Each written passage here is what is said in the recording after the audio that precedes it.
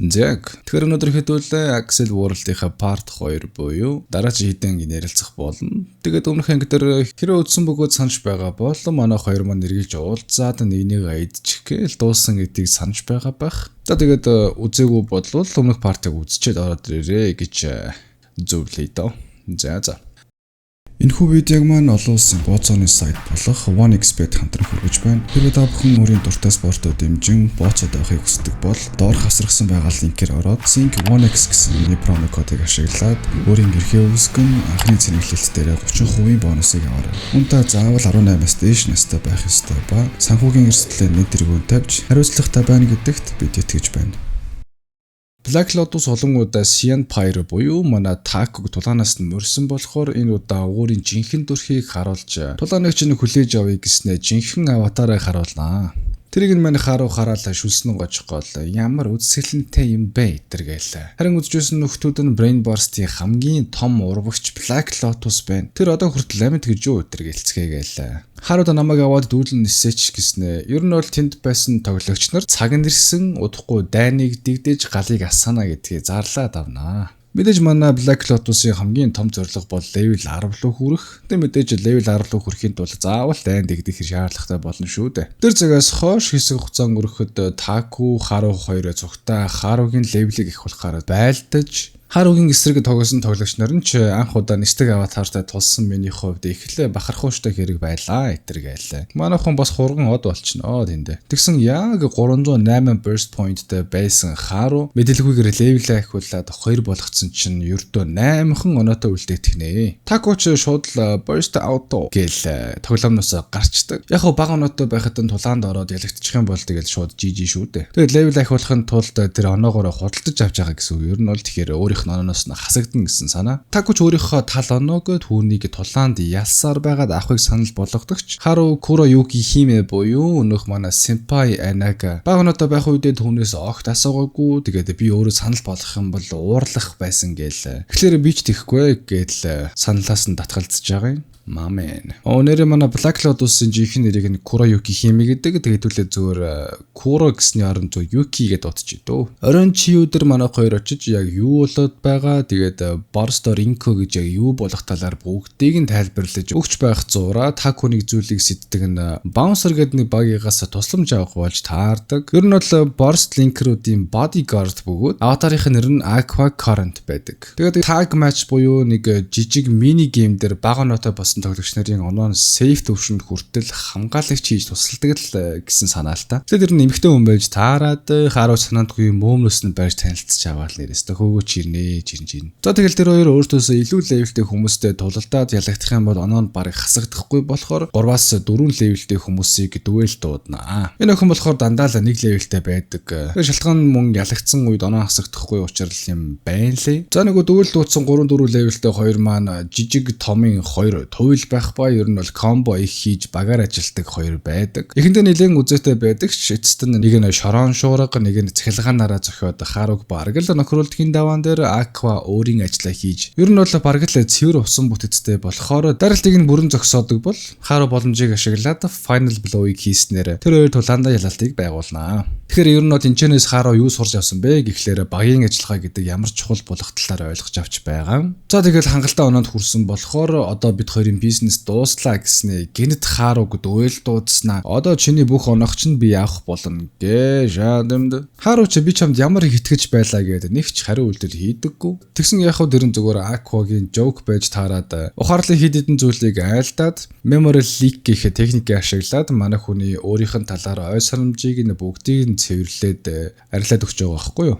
Яг манай Aqua Current бол хэдий би хамгаалагч гэсэндээ Haru түнд их таалагдсан болохоор юу нь бол нэлээд их сургаалыг айлдаад яваад өгч байгаа юм л да. За тэгэл ер нь бол тэр цагаас хойш Харын хааны нутаг буюу Neganobyrus-гийн газрын территорийг нь одоо өргөдөх гэж манай хэд тулаана байн хамтарч хийсээр байгаа юм байна лээ. Haru маш 4 левелтэй болцсон өөрийнхөө хурдыг илүү нэхмийн тулд нэг сонин өөр луга буудуулж реакшн шалгадаг тоглоом дээр бэлтгэл хийж мэдсэн. Нэг өргөртэй өшөө илүү хүчтэй болох хэрэгтэй эдэргээл өвлцөн ороод ирсэн чинь Okairi Oni-chan эдэр гэхээр нь мань хүн чинь үгийн дүү байхгүй айлын ганц юм чинь хин блэ гээд гайхсан чинь улаан үстэй идүүтэй охин байж тийм да. Гэрийнх нь аялаар яваад ганцаараа үлдсэн болохоор нь эдний даваад ирсэн юм байна лээ. Тэгээд ер нь бол хамаатны дүүн юм уу да. Тэгсэн дээр нь яг хэвдээ Scarlet Rain гэдэг улааны хаан тулсын шинэхэн хаан нь байж таарад манай харын хаантай буюу Black Lotus-тай ойртох гэсэн санааг нь манай хааруу ухаж түнхэж байгаад олоод мэдсэн. Тэгээд эргэн мэдсэн Scarlet ч гэсэн өөрийнхөө хамаг жинхэнэ төрхөө илчлээд хараг дөгөлтүүд атахнаа. За тэгээд жижигхэн улаан охин гарч ирснээр бүр амар том хуйгтай болж моллоо. Холын зайны тулаан хийдэг тэгээ ер нь бол нэлээд том буу зэвсэгтэй аватар бөгөөд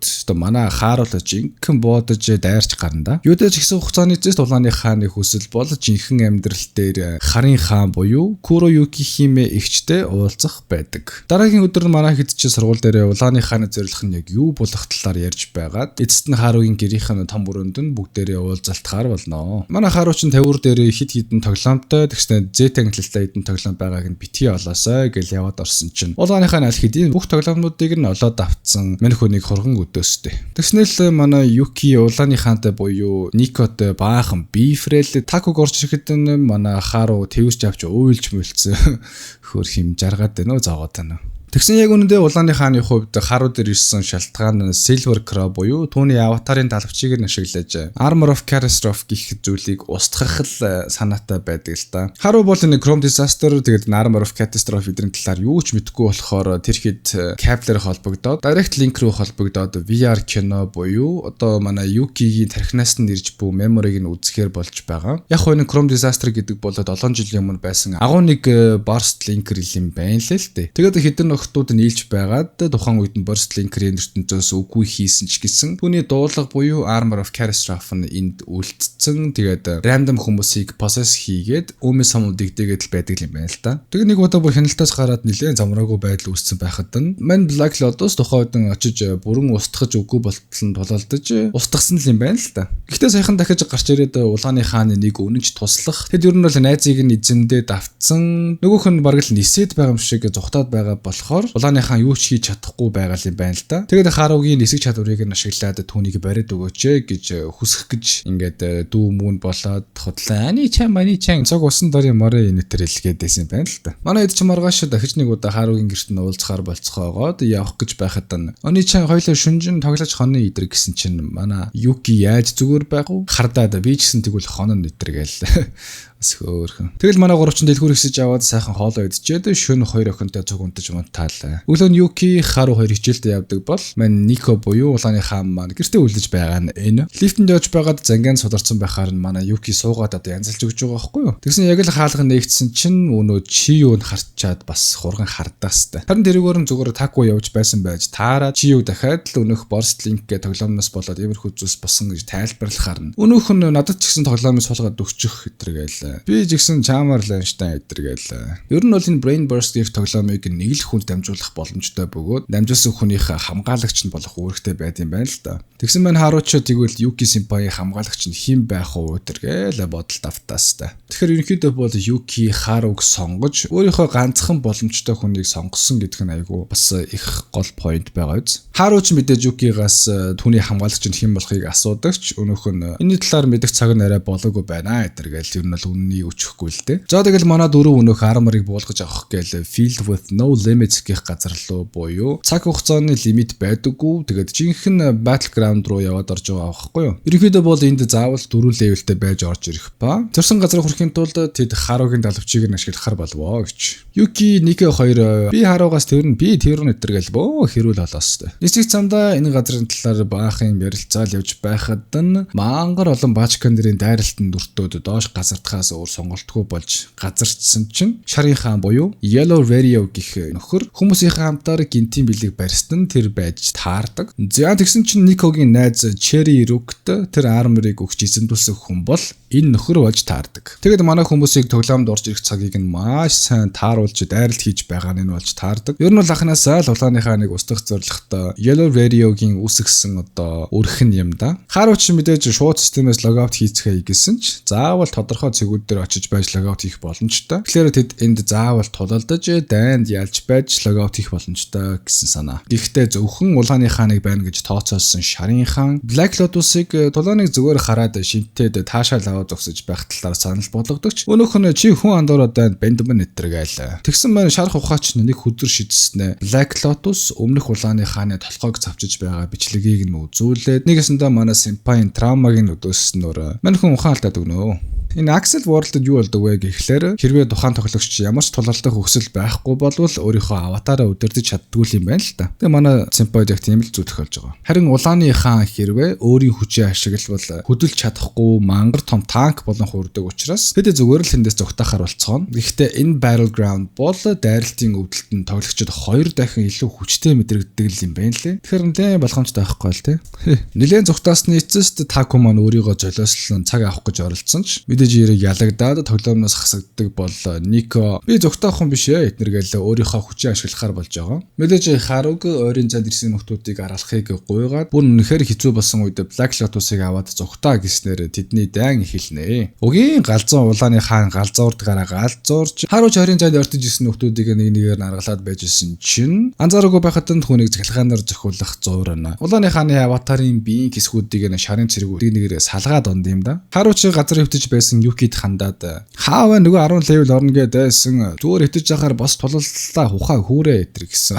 Утга бүхий зүйлсийг ойрлоод байхаар мань Black Lotus залхсан уу яасан уу босож ирээд Харуг чи бити хуцаа даа гээл тэндх нөхдүүдийг жинхэнэ савируулж гарнаа. Эцэст нь шарийнхаантай 1v1 үзээд хоёулаа хамгийн хүчтэй special attack хийх гээд бэлдээд бүр яг хийх гээд амандаа уншиж байсан чинь шарийнхааныг өнөөх Armor of Catastrophe-гүй нефт сүлбэж хаажж байгаа юм чи. Тэгээд тэнд байсан мэдээж бүгд шок. Яг уу Арморнд сэрэх цаг маг нэрэ болоогүй байсан юм уу яасан тэгэл мэдгүй. Тэгэл яг хуу шарын клаун амиа бодо зүгтаадаг бол манай Юки шууд тулалдаад эхэлж байгаа юм чинь. Төдийн дулааныг харсан Хару ихэндээ нилээн айгаад юу ч хийж чадахгүй нэ гэж бодож байсан чи Юкигийн хэлсэн урмыг өгсөн түүнийг хөл дээр нь босгож манай хоёр цогтаа ялагдсан ч гэсэн нэр төвөртөөгөр ялагдъя гэд нэгдсэн чинь мань улааны хаангаа Юкиг буудаа чад юм да. Ер нь бол одоо энэ Catastrophe дотор түүний найз болох Cherry Rook байгаа штэ. Тэгээд яг хөвдөө найзыгаа хамгаалж байгаа л гэсэн үг юм уу да. Тэгээ зүгээрч байхгүй Харуд би хинтэж хамтардгуу та нар миний найз биш итэргээл баахан хатуу үсэг чулууд аадахдаг. Нико Armor of Catastrophe дээр яваад утсан чинь өнөөх нь юугжил төрийг таних уу? Бараг шууд л устгах гээд бариа зогсож байхад нь манай Юки юугжил зүгээр байх уу? Очоод түнд тусалт гэж Харуд даатгахснаар өнөөх маань нисэж очоод ганцхан дэвсээд авнаа. Тэгсэн мань арморгоо айсан бололтой өнөөхөө логаут хийх point руу зүглээд майр өндөр үсрээд зогтаах бол хар ойнуудад улааны хаан түн туслана гэдэгт нь итгээд хойноос нь хөөхөр болдог. Баригдах юм бол алуулна гэдэг мэдэж байгаа ч мань хүн түүнийг Spider-Man шиг нэг утаслаг зүйлийн тусламжтай нисээд байгааг нь ойлгоод утаснаас нь хурдан нисэж өөр дээрээ наалгаж авч байгаа байхгүй юу. Тэгээд дээшээгээ хамаг хүчээр ниссээр нэлээд инерцтэй болсон үед нь доош нь арморыг нь дэвснэр мань хүн түүнийг дангаараа буулгаад авчихдаг юм байна хөөе. Газар шарсан байх шиг хөвтөж байхад нь улааны хаан өөрийн гараар түүнийг дуусгахаар болж баахан түүнтэй өнгөрүүлсэн түүхээ ярихад нь мань хааруулж түүнийг тайтгаруулж Юки Таку 2 ч recover хийгээд хүрээд ирсэн байдаг. Ер нь бол яг Cherry Rook нь манай улааны хаантай жинхэнэ амьдрал дээр багасаа асрамжийн газар өссөн найзууд л юм байна л да. Тэгэхээр угаасаа ингэ аргагүй л байсан байна. Тэгсэн энэ ертөнцийн тодорхой хугацаатай theme-с холдог байж таарад бүх зүйлс нь ногоон тийм байгалийн зурагтай тиймэр солигдож эхэлнэ. Black Lotus ч өөрсдийн item storage шалгаад хэрвээ өнөөх Armor of Catastrophe нь байвал яг одоо устгах хэрэгтэй гэдэг ч тухайн Armor of Catastrophe бол энэ удаад бүр мөсөн устж үгүй болсон байдаг. Хэсэг хугацаа өнгөрч Haru, Taku, Chiyu 3 Capture холбогдсон байх ба ер нь бол Chiyu Brain Burst-ыг суулгахаар болсон хэвдэж байгаа нь л энэ аахгүй юу. Манай ерөөсөө Chiyu-г өөрчлөгдвөл яана гэсэн айцтай байсан ч гэсэн эцэст нь Chiyu дамжилтаа саваадахдаг. Дараа нэг өдөр хичээл дээр манай 3 Burst Rinko гэдэг Accelerated World руугаа яваад орсон чинь Chiyu-гийн аватар нь ногоон өнгөтэй ба Lime Bell буюу Lime Bear гэх нэртэй аватартай болсон байдаг. Тулааны аватар гэдэг туршаад үзтэл Lime Bell бол зүгээр тийм healer буюу эмчилгээний аватар байсан байж таарна. Гэхдээ хамгийн сонирхолтой нь Accelerated World-ийн ертөнцид ердөө хоёрхан healer аватар байсан нэг нь манай Chiyu болж мэндэлж байгаа. Зөө тэгсэн нэг өдөр нэг ийм бацаан манай эдийн Dodeng буюу шинэ хэлэд дээр нь орж ирсэн байдаг. Takumon болохоор ер нь бол сургуулийнхаа Kendoгийн тамирчин тэгээд урд нь Burst Rinker-ийнхаа чадварыг ашиглаад тэмцээнд ялаад байдаг байсан бол одоо бол яг л өөрийнхөө хүчээр үздэг болсон. Энэ Шинковыг харин Номиг их ба ямар нэгэн юр бусын аргаар манай Такуг буурхад авчдаг. Такуч биш ер нь бол бүгдийг нь буурхад аваад байгаа байхгүй юу? Яг тулаан дундаа Борстер Инка гэлж хилж байх шиг болохоор нь харуу жигсаалт дундаас шалгадагч манай гороос өөр хүний нэр жигсаалт дунд нь байдаггүй. Мэдээж их хэрэг тэр цагаас хойш харуу Номиг нилээн сэжиглээд бэлгэлээсээ гараад явж байхад нь араас нь дагаад явж яснаа. Эмэгтэй шаврыг нь андуураад яваад орсон чинь мань Чиё нүцгэн усанд орж илгүй л яах вэ? Цаанаас нь хэдэн эмэгтэй сурагчид мөн ороод ирсэн болохоор Чиё дүүш рүү чирээд оруулчихж байгаа. Тэгэхээр тухайн үед юу болсон бэ гэхээр энэ Номи гэдэг нөхөр харууг visual effect-ээр хуурч эрэгтэй эмэгтэй дүрсүүдийг нь сольж одоо занганд оруулсан болж таарж байгаа юм л та. Тэгэхээр угаасаа Номи бол brain burst ашигладаг. Тэгээд линкер байх нь ойлгомжтой болж таарж байгаа юм. Тэгэл манай хүнийг дуудаад тоглоом дууслаа гэтэргээл өөрийнхөө хамаг бэлдсэн занг манг энэ тэр ярьж өгөөд өнөөдрөөс эхлээд түүнд үнгүй burst point цуглуулж өгөх нохоогоо болгоно гэж авдیں۔ Ер нь бол харууг эмэгтэй дүүшинд орсон бичлэг тэгээд тэнд үлдээсэн нууц камерыг харууг байршуулсан гэж хэлж. Түүний сургуулиас хөөлгөн гэдгээр нь ер нь сурдүүлээд байгаа. Тэгснэ хамгийн амар нь мэдээж эмэгтэй хүнийг л онлох нь мэдээж. Хэрвээ хийснийг нь хийхгүй бол Чиюг оролтно гэж сүрдүүлээд яг хавдаа манай хоёрын хоёулынгийн одоо тийм тэжээвэр нохоогоо болгочихж байгаа байхгүй юу. Physical burst гэх жинхэнэ амьдрал дээр хурлах боломжтой нэг тийм техник байдаг. Тэгвэл мэдээж 3 секундын хугацаанд л ашиглах боломжтой. Номи бол physical burst-ыг маш гаргууд ашигладаг. Тэгээд тэр техник ашиглан кендо дээр аюул их амжилт үзүүлсэн. Харин харуугийн хувьд тэр тал дээр туршлага бага учраас Номид бүр нам зохиулаад газар унаад өгж байгаа байхгүй юу. Газар хөвтөж байсан харууд Номигоо капл холбоод түүнийг accelerated world дотор дүвэл дуудахаар болж байгаа. Эхэндээ харуу тулаанд нэлээд ингээл давмгой байсан ч эцэстээ түүнийг өрхөнд нь орж